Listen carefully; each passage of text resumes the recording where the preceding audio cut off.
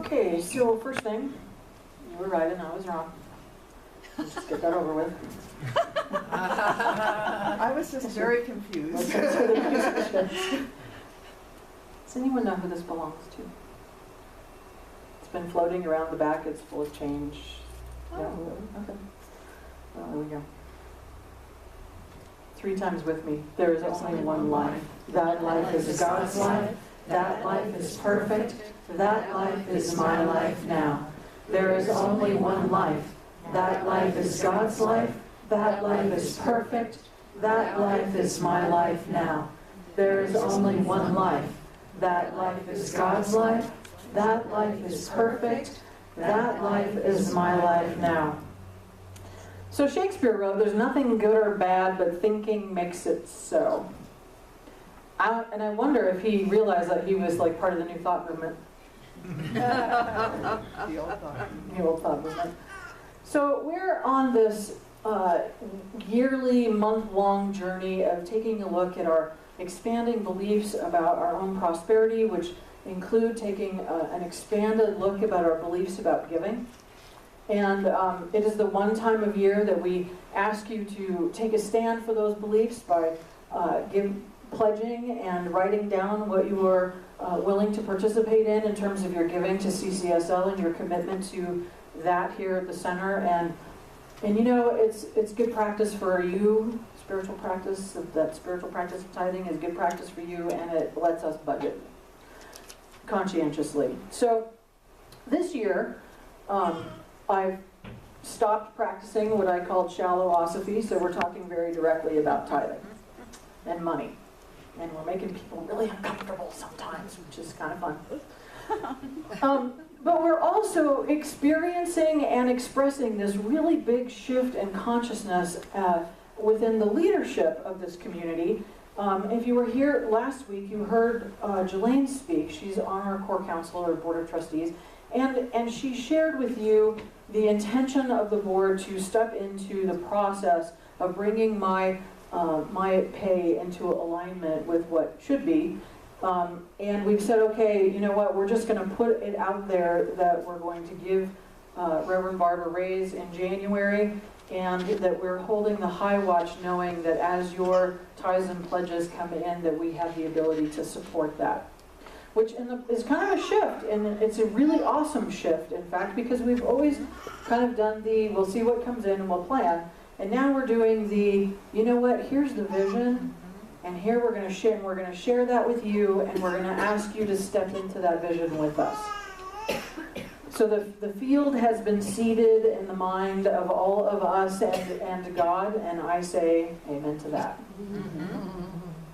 So a couple of weeks ago, I gave you an assignment to write down 10 things that you want to see, do, experience, have, whatever that is for you, whatever that looks like for you, to put down those 10 things that you want in your life, and to bring them here so that we could participate together in allowing you the space to sort of turn those over to the universe. And so if you haven't done that, or you haven't turned them in and you didn't bring it, I'd like you to take that pledge form that's in your bulletin and just write them on the back of it. Just write them on the back of it while you're also very closely paying attention to every word I say today. Because I know you want to. So in this last couple of weeks, does anyone need one of those blinks? Phil's? Okay. So in the last couple of weeks, we've really been talking money, which is kind of where the rubber meets the road in our lives in terms of how we are expressing in the world and how we are experiencing in the world the belief that we hold about our own prosperity and our own abundance. And therefore, the belief that we hold about the prosperity of the universe itself and the abundance that shows up in this place that we call God. And so we've kind of looked at the rules around that. You know, there's a set of rules in the universe. There's this set of laws in the universe, like gravity, for instance. One of those rules is give and receive. Give comes first. And I don't know why that is, but that's the way it is. But we're talking a lot about writing a check, as Mary Morrissey calls it, writing a check that the universe can cash for us in terms of our dreams. And some of that is participating in these rules and laws. So we talked a lot about this increase in our lives, and as part of that, this thing of creating increase for every person that we come into contact with in our interactions with them. Whether that be simply by really looking at somebody and saying hello, or really looking at somebody and thanking them. But whatever interaction that we have with other people, that we create increase in consciousness, in mind, in love, in harmony, in whatever that is for us in that moment. And then we also talked about a new phrase that we have called God blocking. And I did my first and maybe only football talk. But no, actually that one was fun. But we decided, I decided for me anyway, that I would much rather be in a place where I have God out there blocking for me, where I have all of this that's in front of me taken care of by the universe, and I can continue to look out there at my vision and know that that field has been seeded, it is ready, there is somebody there waiting to catch my pass. Instead of turning around and using all of my doubt and my fear and my confusion to God block. So this week, I want to spend a little bit of time talking about our story. Our own money story, which is just a reflection of the life story that we're telling. Because the story we're having in our head and the story that we're sharing with others is the story that we are creating in our life. We don't have a choice about whether or not we've created our life. That just happens. That's one of those rules and one of those laws. We are creating the life that we have, and if we love that, continue the story. If we want to expand that, we get to expand the story. If there are things happening that we don't feel that we're in alignment with, it's time to write a new story. But we don't have a choice about whether we're creating. It's just whether we're creating consciously or unconsciously with that whole whatever thing, which is kind of spoken like whatever. Really, can everybody do that? Whatever you want in your life. That's the thing though. Whatever you dream of, whatever you want to experience, whatever it is. Now I've been reading this book called Abundance is Your Right, and it's an older one. It was written, I think, in the 70s by a gentleman named Arthur Thomas, who I cannot find any information about. The book is out of print. It was recommended by another minister, and I managed to grab one before they got to the place on Amazon where the only ones available are like $45 and up. So I haven't been able to order it for those of you that would want to read it. But it's kind of brilliant, and I wish I had a publishing company that I could reprint it with. He writes, one of life's most distressing moments is the discovery that someone is waiting for God to make up his mind.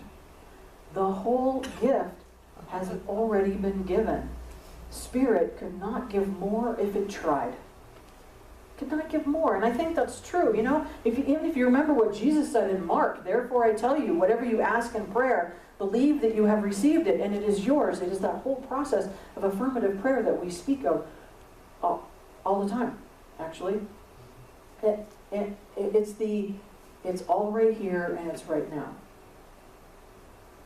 And what dawned on me is that if this something, whatever it is, these 10 things even, whatever it is that we desire, if it was not already ours in the invisible realm, if we were not already a vibrational match for whatever that is, we wouldn't want it. It wouldn't even come into our mind to desire it, because we have to be a match to it in order to even resonate in a place that says, this is something that I desire so much, it's on my top 10 list. If we're resonating in that place, then that resonation is already, is that a word, resonation? It is already out there in that word, in that world, in that realm, in that place where we know that our prayers, that our desires, that all that we really truly hold dear is happening in the mind of God. So I learned something really fascinating recently, listening, maybe eavesdropping, on a conversation that Brooke and Joe were having about teaching. And they're both, longtime teachers, but they were talking about, they told me that you can tell a child that you're going to read them a story they've never heard before. And you can ask them, you can tell them what the story's about. You can ask them how you think the story might end. So let's say the answer, the story is, is about sailing across the ocean, and we're gonna learn about all the things that are in the ocean. And you ask a child, what's the end of the story gonna be? And they say, well, we're gonna get across the ocean and find land, and a handsome princess is gonna ride up on a white horse and carry us away. It's my story. So. Only a couple of you caught that. But I need to make these up. So then you read them the story. You read them the story. You read about the ocean. You read about what's in the ocean. You read about all these things. There is nothing about a horse or a prince or a princess or anything resembling that at all. Let's say the story ends when they see the land in the distance. But you go back to that same kid and you ask how the story ended, and they will tell you that it ended with a princess on a white horse meeting the ship. It doesn't matter how the story actually ends in the book. The one they already wrote in their mind, the ending that they already created, is the ending that continues for them. And I thought that was really fascinating. And how much do we do that? How much have we already decided what my success story looks like, what the story of my ability to travel looks like, or enjoy the experiences I want to have? How many of us have already determined how that is going to play out? And we put down that we want those things. We put down, I've heard a lot of that recently. I want to travel more. Susan and Sarah Jean, they keep posting to everybody on Facebook. They're out on this 30-day cruise around Europe. And we're all sort of drooling about it, but I'm hearing a lot of, want to travel more, want to travel more. And how often do we follow that up with, yeah, I'm never going to be able to afford that. I could never take that time off. I could never do that. Because we already have made up our minds where that story is going. We're not allowing anyone out there in the field to catch our pass in a different way than they've caught it 1,000 times before. So is my story one of yes and, or one of yes I could do that but I always fail, or yes I'd like to do that but I'm never going to be able to afford it, the life is hard thing, whatever, different kind of whatever. And we have this idea, and I don't know I didn't take the time to look up where this phrase came from because I just want to erase it, which is I'm waiting for my ship to come in. Waiting. Here's the thing, we put out there in the universe that we're waiting, and what are we doing? What is the universe responding to? Waiting. Waiting. But here's the other thing, the only ship that will ever come in is the one that we loaded. It is the one that we filled up with the container of all that it is that we can actually hold in our experience. Because lots of ships come in every single day. And if we can't see or experience or express or hold what is on any of those ships, we are not a match to them, and we will never see them. We will never, ever see them. Now, there are ways to fill the ship of our mind, and many of us have embraced some of those things. We all have this, and they are not just about money, although money's part of the deal. And that's why we're talking about it this month. They're peace and harmony and living the life that we dream of. And the truth, the big T truth of prosperity and abundance, which is that truth of God that fills up our life. Now, I mentioned last week that in this series, I sort of made this commitment to you and to myself that I'm reading like 4 or 5 books on prosperity and abundance and spiritual law of money and all this other stuff. And there are a couple of very clear themes that keep showing up over and over through these books. And we've talked about some of them, but have a vision and be clear about it. Make every interaction that you have with others one of increase, especially for them. Pray in an affirmative prayer sort of way, and then move. Listen to your intuition. Create movement towards your dream. And not with force. This is not the, I'm going to make it happen. It is the, I am going to listen and I'm going to follow what is called from within me, and I'm going to allow it to express. Even if it puts me out on a ledge of a place that seems a little bit scary, I'm just going to trust. And I'm going to follow it.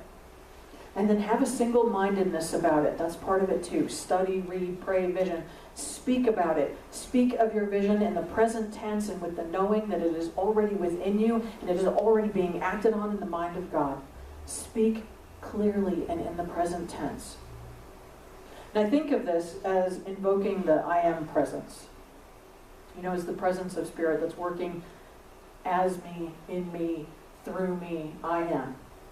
It's the big ones, It's not, I want to travel. It's I am a person who travels. It is not, I want more time off. It is, I am a person who has the time for the things that I want and love. And it works in healing ways as well. Instead of I want more energy, how about I am a vibrant being? I am a vibrant being. And these, I think to make this work, these have to be words that we don't use in our everyday language. So like amazing probably wouldn't work for me today. But I want you to think about that list of 10 things that you have going on, and then think of a word. And make it a word that you don't usually use, like opulent, vibrant. Okay, I wrote down amazing, but you can use that one. Something that really sets up a vibration in your heart and in your soul. This should be a word that you feel all the way through yourself, down to your toes. It pulls you a little bit into a bigger space of yourself. It allows you to grow. You can see yourself grow with this word. Opulent is one of my favorites because it just is. So I want you to take that word if you have one. And I know you have one, even if you're shying away from it. Just take it. And I want you to whisper it with me. I am opulent. I am. What's your word? I am. You gotta say I am too. It just doesn't work. I am. Okay, now look at your neighbor and actually say it. Just say it. I am opulent. I am vibrant.